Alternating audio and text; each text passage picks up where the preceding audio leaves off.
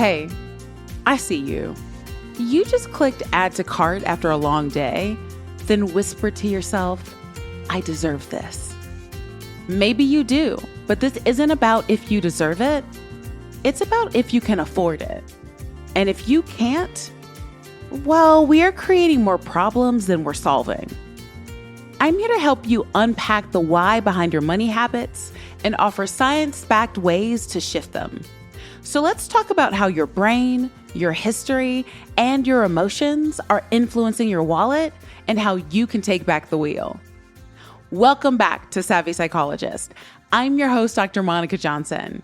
Every week on this show, I'll help you face life challenges with evidence-based approaches, a sympathetic ear, and zero judgment.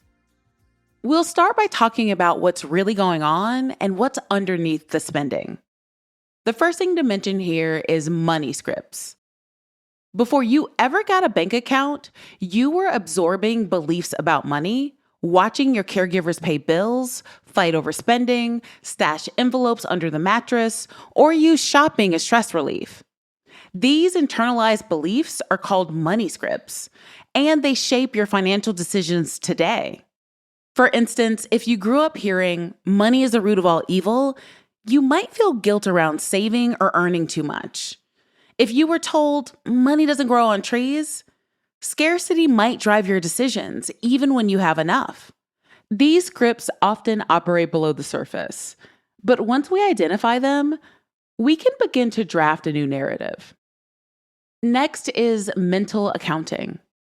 Let's say you want $100 in a scratch off. You feel free to blow it on dinner, even though you're trying to save. Why? Because of mental accounting. It describes the way we mentally categorize money into buckets: rent money, fun money, free money, etc. These categories aren't always rational, but they're real. Research shows that we treat money differently based on where it came from, even if the value is the same. That's why a tax refund feels like a bonus, not just your money being returned. But this can lead to irrational decisions, especially when spending from a category labeled extra. Next is the denomination effect. Ever feel stingy with a crisp $50, but loose with 5 tens? That's the denomination effect. We're more reluctant to part with larger denominations, even when the total value is equal. That's because larger bills feel more psychologically valuable and more real. This trick of the brain can be used to your advantage. You can withdraw larger bills if you're trying to curb spending. This doesn't work for everyone, so you have to know yourself. But the physicality and perceived weight can make you pause before splurging. Next is doom spending. You've heard of doom scrolling, now meet its cousin, doom spending. That late night, I deserve this spree after a rough week is more than impulse. It's often emotional regulation. When we're stressed, sad, or overwhelmed, shopping can serve as a temporary mood boost. The problem? That dopamine spike is short-lived, and the aftermath often brings guilt or financial strain. The APA refers to this as spending as social and effective coping, a fancy way of saying we sometimes shop to soothe our emotions or maintain a sense of belonging. Recognizing your emotional triggers is the first step toward reclaiming control. Now let's talk about buying happiness, stuff versus experiences. We often think buying more stuff will make us happier, but research consistently shows that experiences like travel, meals with friends, or concerts bring more lasting joy than material items. Why? Well, experiences contribute to identity, connection, and memories, while things quickly become the background noise of our lives.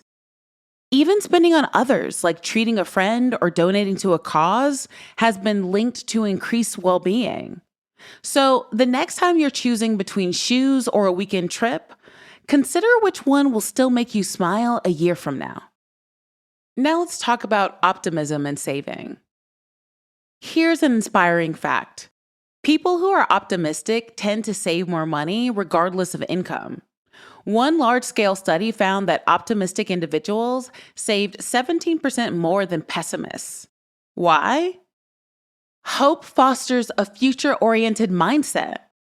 If you believe good things are coming, you're more likely to plan and prepare for them, including saving money. Optimism has even been found to reduce financial anxiety and increase goal setting.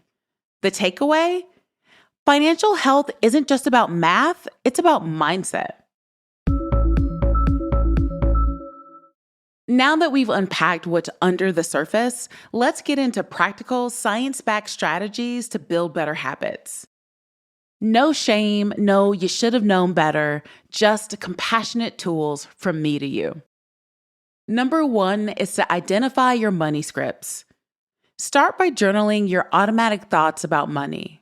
When you think about saving, debt, or spending, what comes up? I'll never get out of this. I deserve to treat myself, or I can't trust myself with money. These thoughts didn't appear out of nowhere. They were shaped by your environment, family, and personal experiences. By identifying your dominant money script, which relates to vigilance, status, avoidance, or worship, you can begin to challenge and reframe it. Number 2 is to practice financial mindfulness. Financial mindfulness involves bringing non-judgmental awareness to your money behaviors.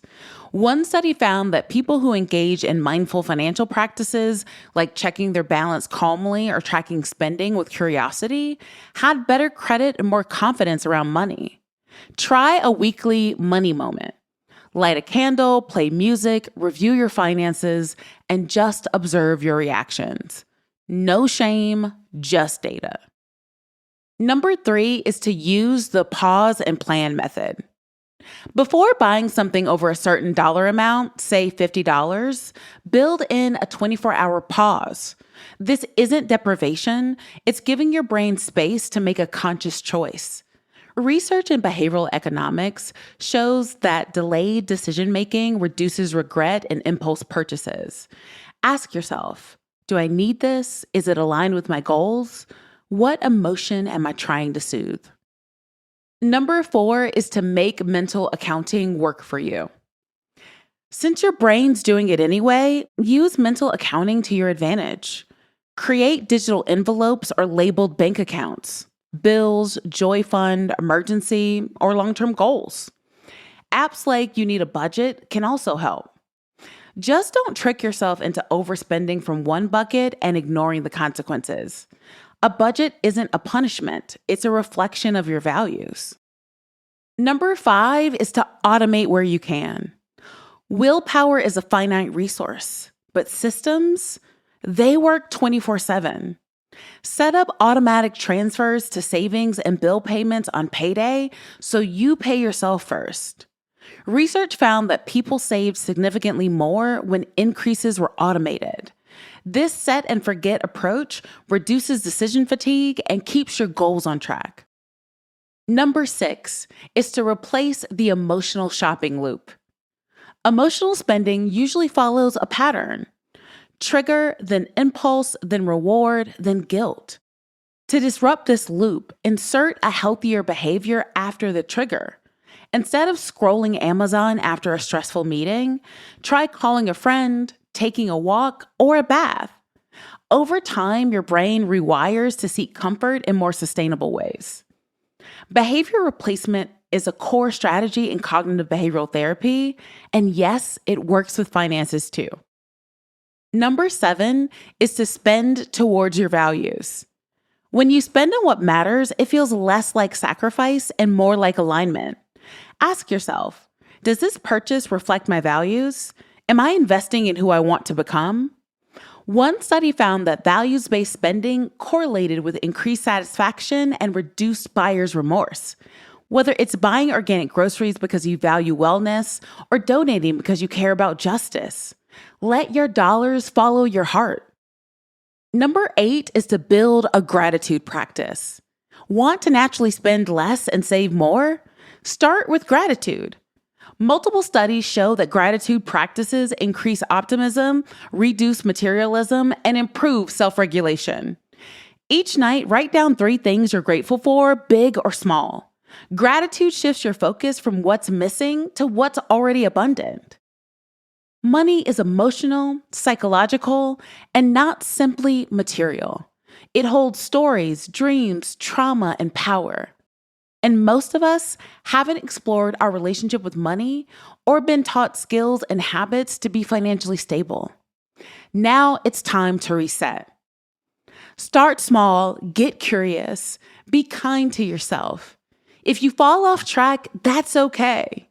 We don't build financial wellness through shame. We build it through compassion, strategy, and consistency. So the next time you're tempted to splurge after a hard day, take a breath. Ask yourself, what do you need emotionally? Maybe it's comfort, connection, joy. And then intentionally decide how you want to meet that need. Your healing starts with awareness, and your future self will thank you. What are your values around money? Let me know. You can contact me via Instagram at KindMindPsych or via my email at psychologist@quickanddirtytips.com. The Savvy Psychologist is the Quick and Dirty Tips podcast. It's audio engineered by Steve Rickyberg. The director of podcasts is Holly Hutchings. Our podcast and advertising operations specialist is Morgan Christensen, and Nathaniel Hoops is our marketing contractor. Follow Savvy Psychologist on Apple Podcasts, Spotify, or wherever you listen to podcasts. That's all for this episode of Savvy Psychologist. Thanks for listening, and I'll see you next week.